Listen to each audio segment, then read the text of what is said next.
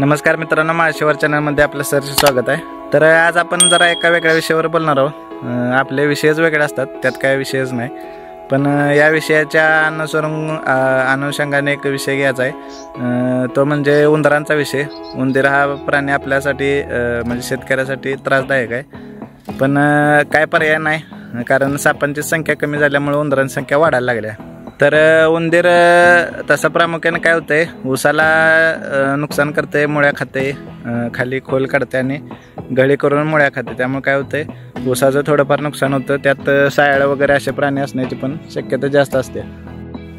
तर त्या अनुषंगानेच आज मी तुम्हाला 4 पर्याय देणार आहे उंदीर पकडायचे, त्यातला तुम्ही कोणताही एक करू शकताय। तर पहिल्यांदा तुम्हाला दाखवतो की उंदीर गळ कशी पाडतो आणि का पाडतो। तर सगळ्यात महत्त्वाचं कारण हे आहे की आता हे बघा, ऊस लावलाय, हरभरा झालाय आणि आता जमीन कुठंच दिसत नाही, आणि उंदरासाठी अशाच जमिनी उंदीर शोधत असतो जिथे त्याला लपायला जागा असते आणि घडी त्याच्या दिसून येत नसतील, अशा ठिकाणीच उंदीर जास्त करून येत असतो। तर आता काय झाले, आडूसा चांगला झाला आणि पूर्ण जमीन झाकल्यामुळे उंदीर कुठेही जातोय आणि कुठेही फिरतोय आणि त्याला फिरण्यासाठी जागा झाली। तर आता बघा इथं, हे बघा इथं गळ पाडल्या बघा उंदरांना, हे बघा इथं गळ पाडल्याने इकडं मागं उकर काढल्या बघा इकडं। म्हणजे काय करते, नुसत्या हरभराच्या वगैरे मुळ्या खाणार आणि कालांतराने हरभरा वाढणार, त्याच्यामुळं काय आपल्याला कळून येत नाही की नक्की रोग पडलाय का उंदराने खाल्लाय। तर शक्यतो नवीन लागणीत उंदीर लागत नाही। आपण आंतरपीक घेतलं आणि जमीन झाकळली तर आंतरपीक लागतं, उंदीर लागतो। तर अशा वेळी मोठ्या ऊसात पाला ज्यावेळी आपण काढतो त्यावेळी उंदीर जास्त प्रमाणात लागतो। तर आपण ज्यावेळी ऊसाचा पाला सोलतो अशा वेळी उंदीर लागतो, साया लागतात, विविध प्राणी उकर काढत असतात, आणि त्याला जर कंट्रोलमध्ये आणायचं असेल तर अशा पद्धतीनं कंट्रोलमध्ये आणलं पाहिजे। तर आता त्याला मी उपाय सांगतो। पहिला उपाय आहे की तुम्ही पिंजरा हा पहिला उपाय आहे।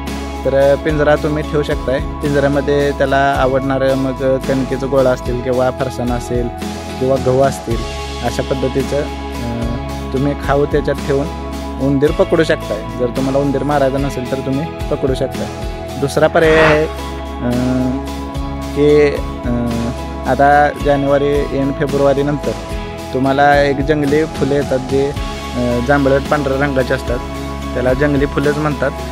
तर ते विषारी असतात, त्याचा वास विषारी असतो। जिथं अशा प्रकारे घळे असतील त्याच्या तोंडाला तिथं ठेवायचं, त्याचा वास त्याला सहन होत नाही, मरून जातो उंदीर। जर घळीच्या आतच उंदीर असेल तर घळीच्या आतच तो उंदीर मरून जातो, सहसा तिथून बाहेर जायचं धाडस करत नाही। आणि तिसरा उपाय आहे की जर असं क्षेत्र असेल, घडी जास्त असेल, तर एक वेळेस काय करायचं की पाणी फुल सोडायचं आणि घडीमध्ये पाणी सोडून त्या घडी मुजवण्याचा प्रयत्न, किंवा त्या घडीत फुल पाणी भरून ठेवायचं, जेणेकरून काय त्यातून उंदीर बाहेर पडतो। उंदीर सहसाची घडीतनं बाहेर जात नाही, कारण त्याचं जे जाळं असतं घडीचं हे खूप लांबपर्यंत असतं, त्यामुळे त्याच्यामध्ये पाणी सोडणं हा त्याचा तिसरा उपाय आहे। आणि चौथा आणि शेवटचा जो सर्वात महत्त्वाचा जालीम उपाय आहे की ज्याच्यामुळे उंदीर मरून जातो, तो असा आहे की झिंक नावाची एक म्हणजे विषयाची एक बारीक पुडी मिळते उंदरासाठी। तर ते पुडी एक 20 रुपये 30 रुपयाला बाजारात मिळते। ती पुडी आणायची, त्याला कणकीमध्ये बारीक गोळं करून आपण जसं मोदकमध्ये सारण भरतो ते तसं भरल्यासारखं औषध कणकीचा मध्ये भरून त्याचं गोल गोळं करायचं आणि वरून त्याला चपचपीत तेल लावून घ्यायचं।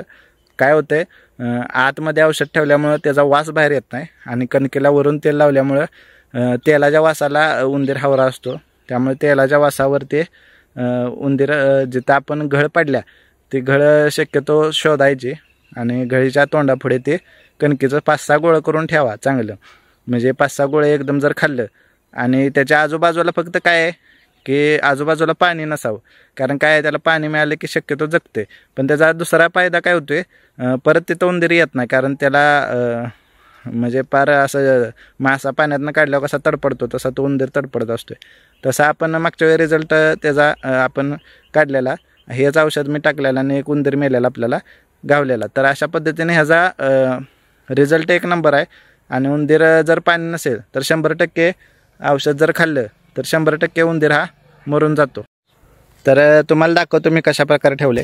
आता ही गळ आहे, तर त्याच्या जवळ प्लॅस्टिक पिशवी ठेवल्या, त्याला चारी बाजूनं माती टाकल्या, कारण वारं वगैरे जर आलं तर ते उडून जाऊ नये.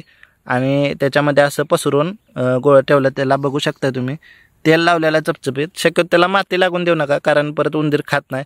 हा असं व्यवस्थित गोळं ठेवा आणि त्याचा रिझल्ट तुम्हाला मी मागच्या याचा उंदीर मेलेला आहे तो त्या व्हिडिओमध्ये फोटो टाकतो तुम्हाला. उंदीर मरून जातो मित्रांनो. आता ही घळ पाडल्या, आता हे हरभऱ्याचं आहे, हे खाऊन टाकते. आता हे बघा, हे तोडून खाल्लेला आहे हरभरा, कुठं कुरतडलेला आहे बघा. इथे बघा, हे नुकसान आपलं करायला कारणीभूत होते.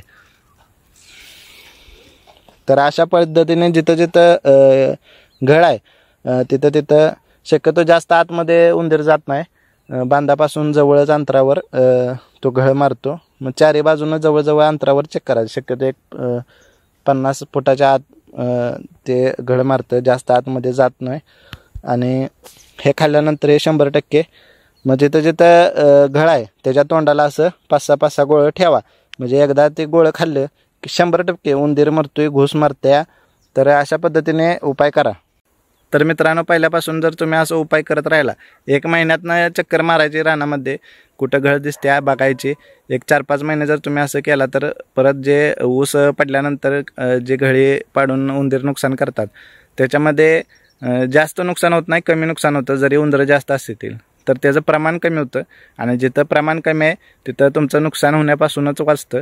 तर अशा पद्धतीने उपाय करा. मग पिंजरा लावा, तुम्हाला सांगितल्याप्रमाणे फुलं टाका किंवा हे झिंकचं औषध टाका किंवा पाणी सोडा वारंवार. ज्या पाट पाणी जिथं आहे तिथं शक्यतो उंदीर लागत नाही, पण जरी लागला असेल तर त्याच्या घळीपर्यंत जाऊन घळीत पाणी जाऊन द्यायचं. घळी पूर्ण भरल्या की मग ते उंदीर जात नाही. शक्यतो संध्याकाळीचं पाणी सोडा, म्हणजे ते उंदीर त्यातनं पळून जातोय. तर अशा पद्धतीने आजची माहिती कशी वाटली सांगा. आणि हा उपाय केल्यानंतर कमेंट बॉक्समध्ये मला कळवा की त्याचा आणि अजून काय उपाय जर असतील तर कमेंट बॉक्समध्ये सांगा. मी सुद्धा करेन आणि तुम्हाला पण सांगेन. धन्यवाद.